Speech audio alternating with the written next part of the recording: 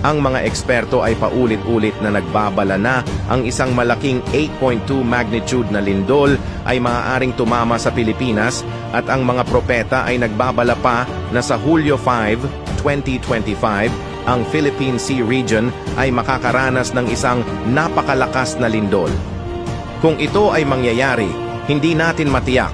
Ngunit ang Biblia ay nagpropesiya na sa huling panahon, magkakaroon ng isang napakalakas na lindol. At nagkaroon ng malakas na lindol na di nangyari kailanman mula nang magkatao sa lupa, isang lindol na lubhang malakas, lubhang kakilakilabot.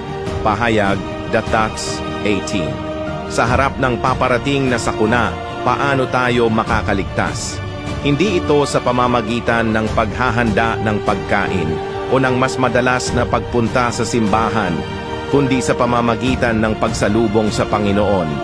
Ito ang tanging daan para makaligtas tayo sa malaking sakuna. Ngayon, nagbalik ang Panginoon para iligtas tayo. Kung gusto mong salubungin ang pagbabalik ng Panginoon at makuha ang kanyang proteksyon, huwag mag-atubiling mag-iwan ng mensahe at makipag-ugnayan sa akin.